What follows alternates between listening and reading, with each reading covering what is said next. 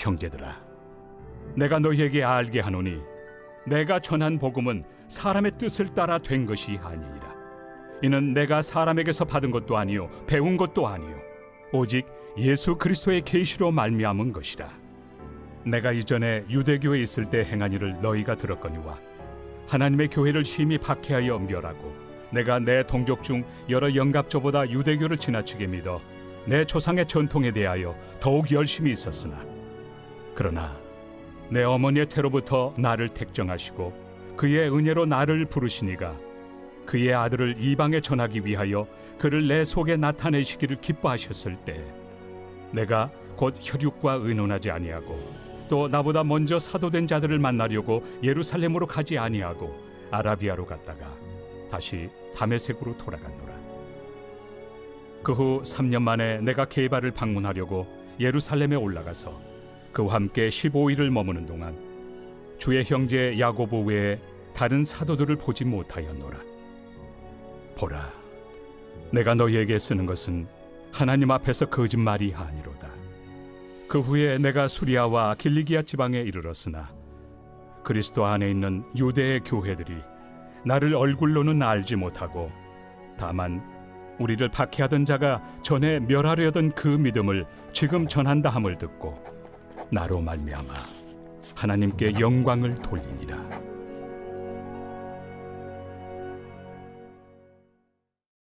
복음의 능력 Before and After라고 하는 제목으로 오늘 아침 함께 말씀 나누도록 하겠습니다.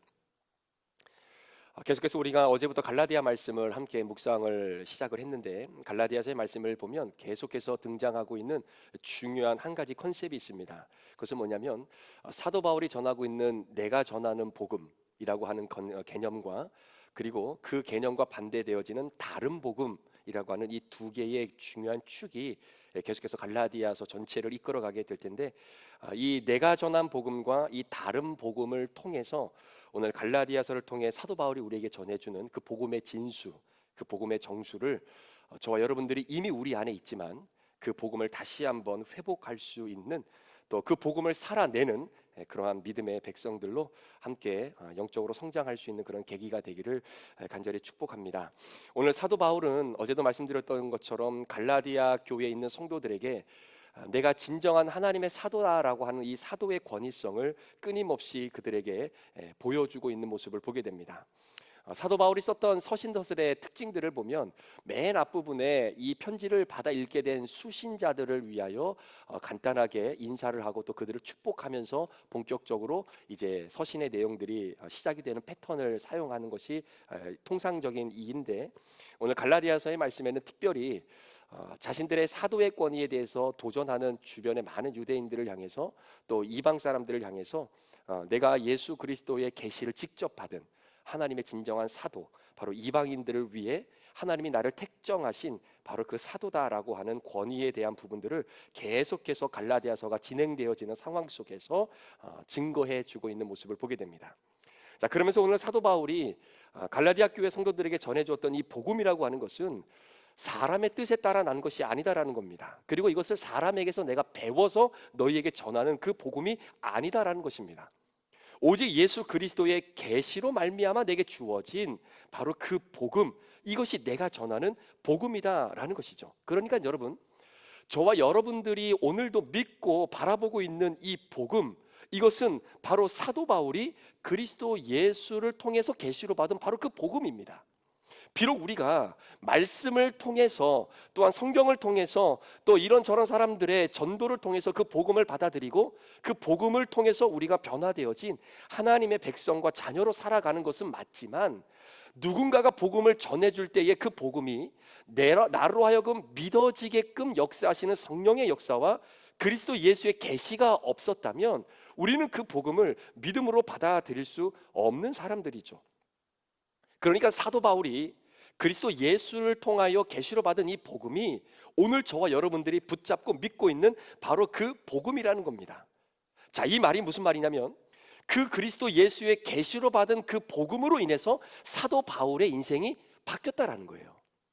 자, 그렇다면 그가 받았던 복음이나 오늘 우리가 믿고 있는 그 복음이나 동일한 복음이라고 한다면 사도 바울을 변화시키고 그의 인생을 180도 바꾸어 놓았던 그 복음의 능력이 동일하게 우리가 믿고 있는 그 복음 안에도 여전히 살아있다라는 겁니다.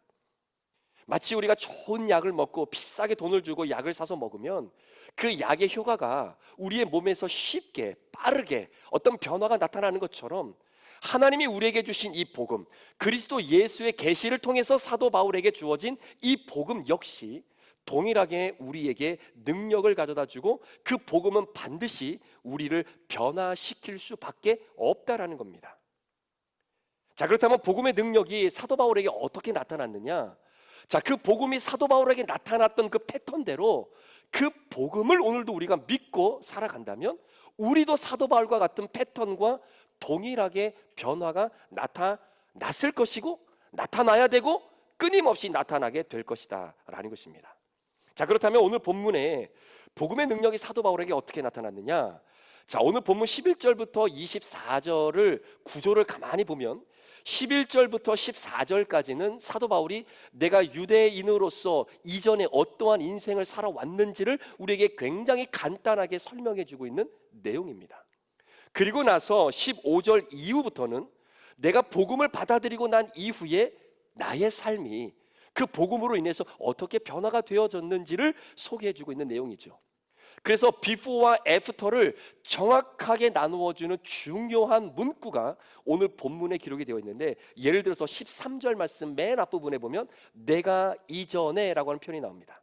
그러니까 내가 이전에 예수 그리스도로부터 계시를 받는 그 복음을 받기 이전에는 내가 이러한 인생을 살았던 사람이었다라는 것을 11절부터 14절까지 이야기를 해주고요.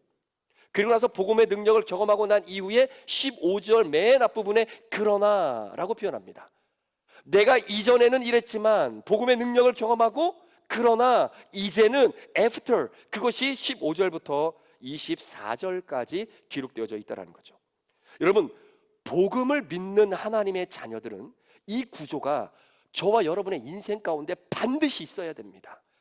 그 복음의 능력이 우리의 삶의 구조 패턴 가운데에 비포와 애프터가 반드시 있어야 되는 겁니다. 그게 예수 믿는 자들의 모습이다라는 것이죠. 자, 그렇다면 사도 바울이 복음의 능력을 경험하기 이전에, 그리스도 예수의 계시로 복음을 받기 이전에 과연 사도 바울은 어떤 인생을 살았는지, 자, 유대교에 있었을 때에 본인이 행했던 그 여러 가지 고백과 죄와 그 연약함들을 철저하게 회개합니다. 비록 갈라디아 성어에서는 굉장히 짧게 나와 있지만 바울이 썼던 서신을 쭉 보면은 내가 하나님 앞에서 이 복음의 능력을 경험하기 전에 얼마나 인생을 제대로 살지 못했는지를 철저하게 드러내고 고백하고 그 수치와 그 죄악을 철저하게 하나님 앞에 내어놓으며 그것이 어떻게 복음의 능력으로 회복되어지고 용서함 받았는지를 그대로 드러내는 것을 우리는 보게 되는 것이죠.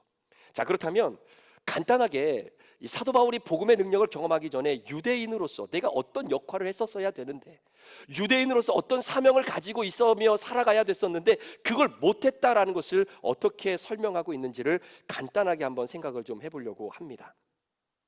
여러분, 하나님께서 모세를 통해서 율법을 주시고 유대인들을 하나님의 자녀로 선택을 하시고 난 이후에 하나님이 그들에게 주신 사명이 있습니다. 그러니까 유대인들에게 주신 사명이 있죠. 그것은 뭐냐면 바로 아브라함을 중심으로 하여서 그들을 통하여 모든 열방이 복을 받기를 원하셨던 겁니다. 그래서 유대 민족이라고 하는 이 이스라엘 민족이라고 하는 한 민족을 통해서 결국은 전 세계에 있는 많은 민족들이 복을 받고 하나님의 자녀가 되어지는 그런 복의 통로의 역할을 감당하는 사명을 유대인들에게 준 것이죠. 자, 그러니까 유대인들은요 결국 이방인들에게 하나님의 복음을 증거하라고 하는 사명을 받은 민족입니다. 그런데 이러한 사명을 갖고 있었던 위치에 있었던 유대인들, 그러니까 이방인들은 율법을 배우는 위치로 부름을 받은 거예요. 유대인들은 율법을 증거하고 가르치는 위치로 부름을 받게 된 것입니다. 이것이 하나님께서 세워놓으신 질서예요. 그런데 이 질서가 붕괴가 되고 타락하게 되는 겁니다.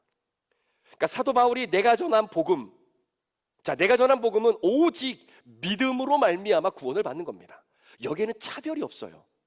부자든 가난한 사람이든, 남자든 여자든, 노예든 주인이든, 가방끈이 긴 사람이든 짧은 사람이든 상관없이 모든 사람이 동일하게 예수 그리스도를 믿는 믿음으로 말미암아 구원을 받게 되어지는, 바로 내가 전하는 복음이 있는 겁니다. 바로 사도 바울이 전한 복음.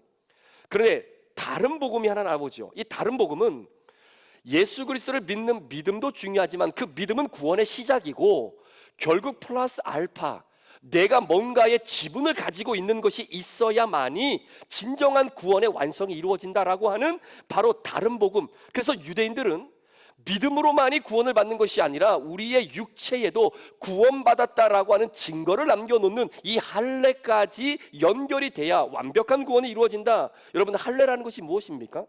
오늘날로 이야기하면 남성들의 생식기의 표피를 잘라내는, 여러분, 포경수술과도 같은 거예요. 그러니까 몸에 고통을 주고 그 고통에 대한 대가의 표시를 가지고 있어야만이 진짜 구원의 완성이 이루어진다라고 하는 다른 복음이 들어오기 시작을 하는 겁니다. 자, 여러분, 내가 전한 복음, 사도 바울이 전한 복음, 그리고 다른 복음, 자, 이 두 가지 복음 중에 어떤 복음이 진짜 복음이겠는가?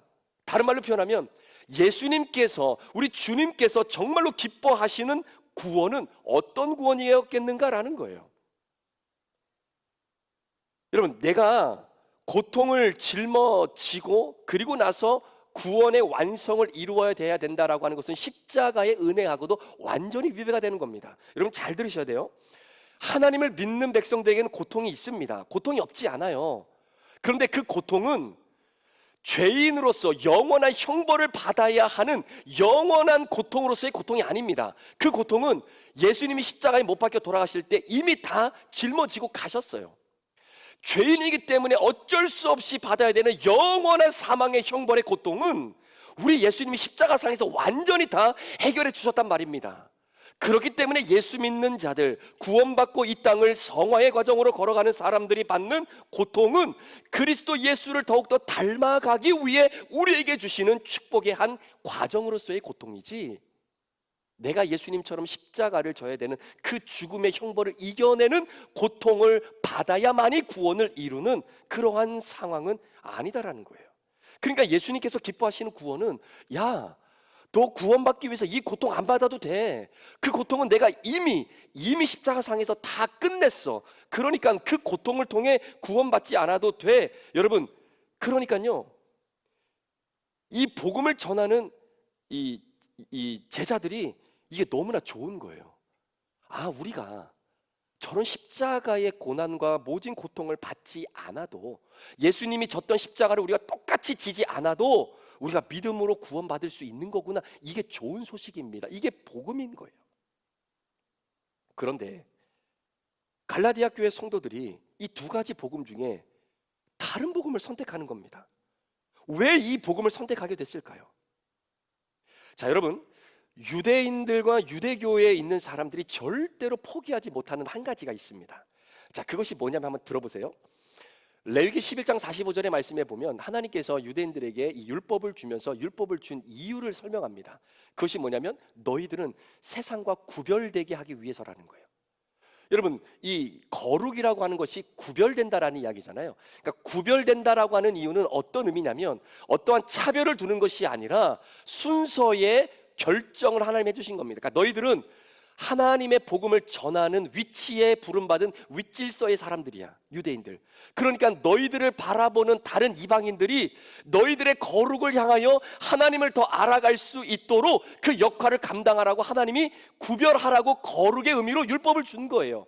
그러니까 유대인들은 윗질서로 부름을 받아서 영원토록 하나님의 거룩을 드러내는 그러한 통로로, 복음의 통로로 사용되어져야 되는 것입니다. 그러니까 우리 그리스도인들도 마찬가지예요. 하나님의 거룩하심을 부여잡고 오늘을 살아가는 우리들도 우리의 삶 현장에서 세상 사람들과는 여러분 다른 이 거룩을 향해 추구해 나가는 그 위치로 우리 그리스도인들도 부름받은 사람들이다라는 것이죠. 이 모든 것이 무엇을 위한 것이냐면 바로 하나님의 영광을 올려드리기 위한 것으로 하나님이 유대인과 이방인의 어떠한 이 구별을 해놓으신 겁니다. 그러니까 윗질서를 보면서 거룩을 배우라는 것이죠. 여러분, 이것을 오늘 우리의 삶으로 좀 적용해 본다면, 여러분, 가정의 윗질서는 아버지 어머니의 권위입니다. 이 영적인 권위예요. 그러니까 가정의 자녀들이 오늘도 그리스도 예수를 닮아가는 거룩의 과정을 온전히 밟아가는 것을 누굴 보고 닮아가냐면 바로 윗질서로 세워주신 부모를 보고 달려가는 겁니다. 그러니까 부모님들이 그 거룩을 보여주셔야 되는 거예요. 우리 부모님들이 자녀들에게 큐티하는 걸 보여줘야 되는 거예요. 말로만 큐티하라고 하지 말고 자녀들에게 큐티하는 모습을 보여줘야 되는 거예요. 믿음으로. 그러한 모습 속에서 자녀들이 윗질서로 세워주신 하나님의 거룩의 그 순서대로 부모님들의 거룩을 바라보면서 자녀들이 그 거룩의 과정을 걸어가게 되는 겁니다. 자, 하나님이 아브라함에게, 이 유대인들에게 축복의 통로가 되라, 열방을 하나님의 축복의 사람들로 만들어라, 윗질서가 거룩하면 그를 통해서 아랫질서에 있는 사람들은 복을 누리게 되어 있는 것, 이것이 하나님이 설정해 놓으신 영적 질서였어요. 그래서 유대인들이 이방인들에게 율법을 전합니다. 자, 유대인들이 이 이방인들에게 율법을 전하면 하나님의 품으로 이방인들이 돌아와요. 그러면 이방인들이 그 복음을 받아들이고 들어오면 유대인들의 공동체 안으로 그들을 받아들이는 겁니다. 자, 예를 들면 여호수아의 말씀에 보면 기생 라합이 있어요. 여러분, 라합은요 이방 여인입니다. 그런데 그 이방 여인이 결국 마태복음에 보면 예수님의 족보를 이어나가는 바로 그 혈통 안에 이 라합이라고 하는 여인이 들어오지 않습니까? 그러니까 여리고성이 무너질 때에 이 여인은 하나님의 은혜로 복음을 받아들이고 결국 구원받은 여인이에요. 그러니까 이방 여인이 하나님의 복음을 듣고 구원받으면 그 공동체 안으로 들어오는 겁니다. 이게 유대인들이 해야 되는 역할이라는 거예요. 또 속임수로 왔었던 기브아 민족도 마찬가지죠. 또 느헤미야에 나오는 이 느디딤 사람들도 마찬가지죠. 다 이방 사람들인데 그 유대 공동체 안으로 다 들어오게 되는 거예요. 그 역할을 유대인들이 하는 겁니다. 그러니까 여러분, 유대인과 이방인은 원래 관계가 좋았어요. 좋은 관계를 맺었던 사람들입니다. 그런데 어느 날 시간이 지나면서 유대인들이 이 복과 구원의 통로로 하나님의 부르심을 받았는데 어느 순간 그들의 이 질서가 타락되기 시작하면서 그 안에 차별을 두기 시작하는 거예요. 급을 나누기 시작하는 거예요. 그러면서 어느 순간 성전을 지었는데요, 갑자기 어느 구역을 정해놓고 이방 사람들은 성전 안으로 못 들어오게 만들어버리는 겁니다. 왜냐하면 성전 저 깊숙이 안에 하나님이 계시거든요. 거기를 가야 하나님을 만났던 시대가 있었습니다. 그런데 그 안으로 이방인들은 못 들어오게 하는 거예요. 그래서 이방인들만 들어오는 이방인의 뜰이 있고요, 그리고 이방인과 유대인들이 서로 결혼해서 낳았던 혼혈의 유대인들, 이런 사람들만 들어오는 장소가 있고, 그리고 실제 유대인들만 들어가는 그러한 장소로 급을 나누어 놓기 시작하더라는 겁니다. 그러니까 이방인들과 이제 상종하지를 않는 겁니다.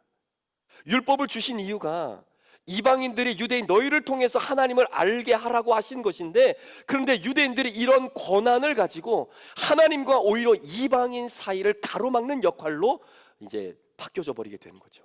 그러니까 여러분, 요한복음에 보면 예수님이 사마리아 여인과 함께 대화하는 장면이 나옵니다. 그때 사마리아 여인이 뭐라고 이야기합니까?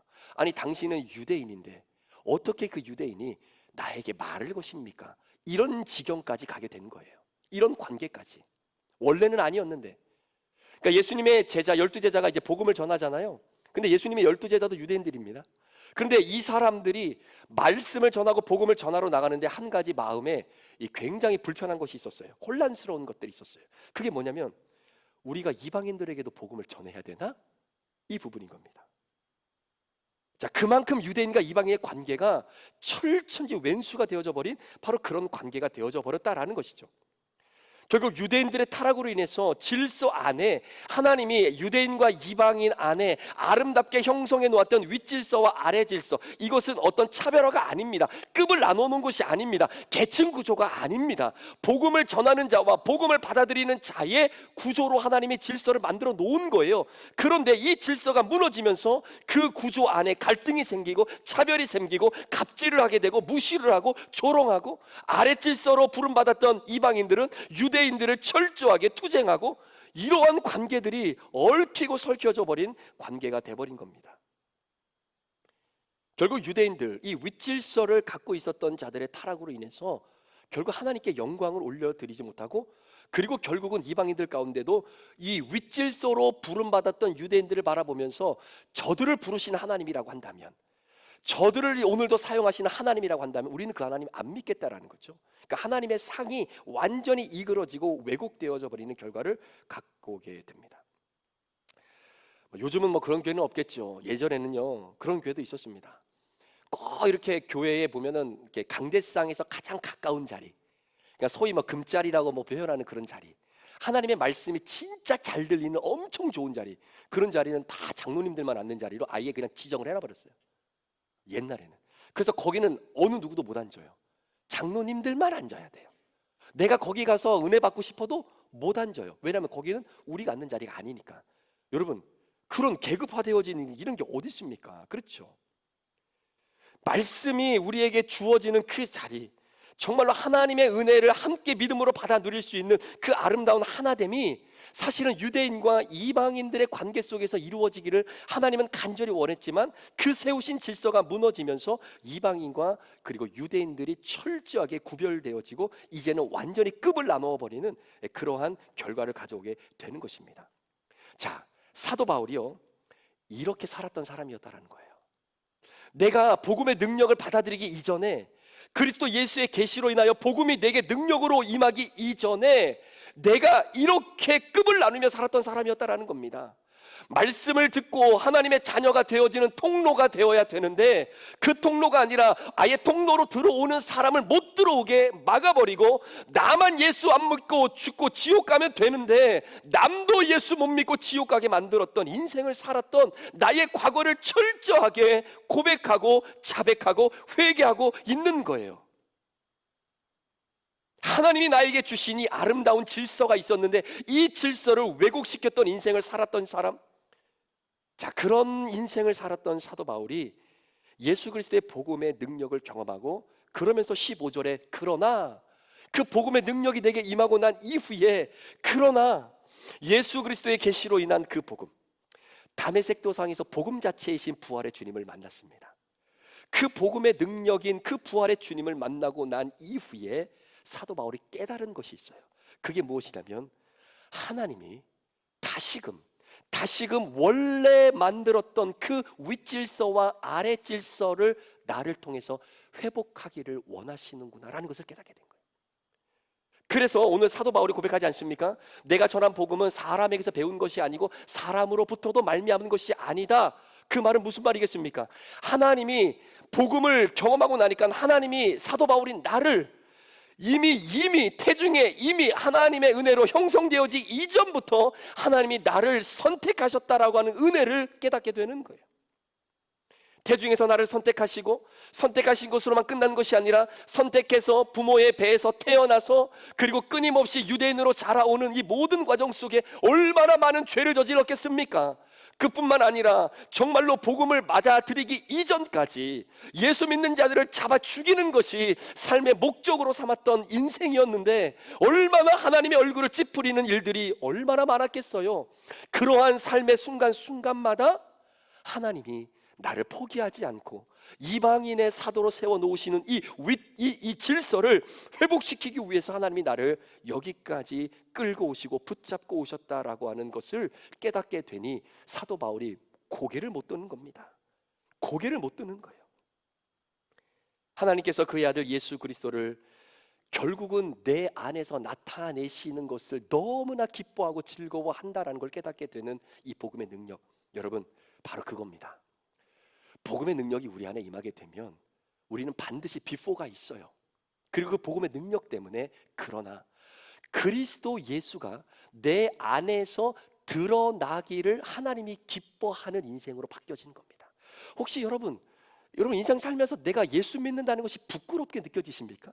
아니면 어디 큰 사람들 있는, 많은 사람들 있는 데 가서 진짜 아침밥 점심밥 갖다 놓고 그 몇 분 앉아서 하나님 앞에 기도하는 게 혹시 부끄러우신 분들이 안 계시죠? 안 계시죠? 기도하고 식사하시죠? 예? 눈치 보면서 그냥 그 이미 다 지나간 시간이잖아요. 비포잖아요. 그게 여러분들에게. 응? 예. 저희가 한번 예전에 그런 적이 있었던 것 같아요. 이렇게 같이 이렇게 밥을 아내하고 가서 이렇게 밥을 먹는데 그때 뭔 일이 있었는지 모르지만 기도를 좀 오래 했어요. 오래. 예, 식당에서 밥 갖다 놓고 둘이 앉아가지고. 예, 그래서 기도를 이렇게 다 하고 그리고 이제 밥을 먹고 이제 나가는데 옆에 테이블에 밥 먹고 나가는 사람이 저희들한테 딱 그러더라고요. 그래서 Are you Christian? 예, 너희 크리스찬이냐? 그래서 Yes, I am. 예, 우리 크리스찬입니다. 여러분, 하나님께서 여러분들을 복음의 능력으로 주의 자녀로 삼아 주셨잖아요. 그러면 하나님의 목적은 하나입니다. 여러분 안에 계시는 그리스도 예수가 여러분을 통해서 드러나는 것을 하나님이 굉장히 기뻐하신다는 거예요. 그 하나님 기뻐하시는 인생 우리 살아가고 있는 거 아닙니까? 그렇죠. 그게 복음의 능력을 제대로 경험한 사람들에게 나타나는 복음의 능력이라는 것입니다. 그게 복음의 능력이라는 거예요. 다메섹에서 부활하신 주님을 만났습니다. 그리고 나서 바로 예루살렘으로 가지 않죠. 그리고 나서 약 3년 동안 아라바 광야에서 시간을 보내는데, 물론 학자들마다 다 의견이 다릅니다. 왜 바로 예루살렘으로 가지 않고 다시 이 아라바 광야로 갔다가 다메섹으로 갔다가 다시 그리고 나서 3년 후에 예루살렘으로 올라가서 게바, 베드로도 만나고 야고보도 만나게 되는 거죠. 그 3년 동안 도대체 사도 바울은 뭘 했을까? 사실은 잘 모릅니다. 그러나 역사적인 문헌에 따르면 아마 그 3년 동안 깊이 하나님의 사람으로 다시 한번 정리되고 준비되어졌던 바로 그런 시간들이 아니었겠는가라고 그렇게 이야기를 하죠. 자, 결론입니다. 오늘 결론으로는 23절과 24절에 보면 이런 말씀이 있어요. 다만 우리를 박해하던 자가 전에 멸하던 그 믿음을 지금 전한다. 그러니까 다시 다메섹에서 결국 예루살렘으로 왔는데 지금 이 사도 바울이 예전에 그 사도 바울인지 얼굴을 보고는 몰라요. 누군지는 모르겠어요. 그런데 문제는 가만히 보니까 저 사람이 예전에는 진짜 우리를 멸망한다고 말했던 그 도를 지금 본인이 전하고 있다라는 겁니다. 그러면서 24절에 나로 말미암아 하나님께 영광을 돌리더라. 여러분, 이것이 복음의 능력을 제대로 경험하며 살아가는 사람들의 삶의 모습이다라는 것이죠. 하나님께 영광을 올려드리는 겁니다. 내가 가지고 있는 이 복음이 오늘 우리가 믿는 복음하고 똑같은 거예요. 예수 그리스도의 계시로 주어진 이 복음이 오늘 우리가 믿는 복음하고 똑같은 복음입니다. 그러니까 여러분, 이 복음이 하나의 복음이고 그때의 그 복음이 오늘의 복음이라면 이 복음이 여러분 안에 있으십니까? 그 복음을 오늘도 경험하고 계십니까? 그러면 거룩이 회복이 돼야 돼. 내가 이전에 라고 하는 나의 인생에서 그러나 의 인생이 되는 것, 이것이 복음의 열매라는 것이고 이게 사도 바울의 회심이다라는 것이죠. 여러분, 이것이 간증이에요. 이게 간증인 겁니다. 이게 오늘 사도 바울이 오늘 자신이 갈라디아 교회 성도들에게 간증하고 있는 겁니다. 그러니까 여러분, 누누이 말씀드리잖아요. 간증은 다른 게 아니에요. 내가 이렇게 못했는데 이렇게 잘 되게 됐습니다. 우리 자녀가 이렇지 못하게 될 줄 알았는데 이렇게 잘 됐습니다. 이거 말하는 게 간증이 아니라, 간증은 내 이야기 하는 겁니다. 내 이야기. 예를 들어서 남편이 나왔는데 아내 이야기만 하고 들어가고 우리 아내가 이렇게 변했어요, 우리 아내가 큐티하면서 이렇게, 그건 간증이 아니에요. 간증은 내가 하나님의 복음의 능력을 받고 어떻게 바뀌었고 어떻게 내 인생을 오늘도 살아가고 있는지, 내 가치관이 예수의 복음 때문에 어떻게 바뀌어서 나의 비포가 이랬지만 예수님 때문에 나의 애프터가 이렇게 되었습니다를 정확하게 말해줄 수 있는 사람이, 그게 진짜 예수 믿는 사람 아니겠습니까? 그게 진짜 간증이에요. 그러니까 앞으로 우리 계속 간증하잖아요. 한 달에 한 번씩. 내년에도 계속하고 우리 교회 성도는 무조건 한 번씩 다 간증해야 돼. 예, 아시겠죠? 그게 진짜 간증입니다. 제가 언제 한 번쯤 이걸 얘기를 해드리고 싶은데 타이밍을 못 잡겠는 거예요. 근데 오늘 진짜 이 영상은 다 보셔야 돼요. 이거 안 본 사람은 간증을 딱 간증을 들어보면 이 영상을 봤구나, 안 봤구나 알 수 있겠죠. 예. 그래서 예수님의 능력 때문에 내가 어떻게 인생을 다시 살게 되었는지, 그걸 고백하는 것이 간증인 겁니다. 사랑하는 성도 여러분, 오늘 말씀을 좀 정리하면서 하나님이 우리들에게 주신 질서가 있습니다. 그 질서는 그리스도인들을 세상 사람과 구별하신 거예요. 구별의 목적은 다른 것이 아니라 우리를 통해서 오늘도 복음의 능력을 경험하지 못하는 자들에게 하나님의 복음의 능력이 무엇인지를 보여줘야 되는 그 윗질서로 우리 그리스도인들을 세워놓으신 겁니다. 그 질서를 잘 지켜가셔야 돼요. 그 질서가 무너지고 타락되어지면 오늘 사도 바울과 같은 인생이 되어지는 겁니다. 그래서 그 비포와 그 애프터가 철저히 복음의 능력으로 그의 인생을 바꾸어 놓았던 것처럼 오늘 이 복음의 능력이 저와 여러분의 삶 가운데에 아름답게 드러나길 원합니다. 여러분의 언어가 바뀌어야 되고 여러분의 가치관이 바뀌어야 되고, 그리고 여러분의 행동과 또 다른 이들을 대하는 여러분의 애티튜드가 진짜 내 안에 그리스도 예수가 드러나기를 하나님이 기뻐하신다면 그게 조금씩 바뀌어져야 되겠죠. 그것이 오늘도 여러분의 복음의 능력으로 열매 맺혀지는 아름다운 은혜가 있기를 주의 이름으로 축복합니다. 기도하시겠습니다.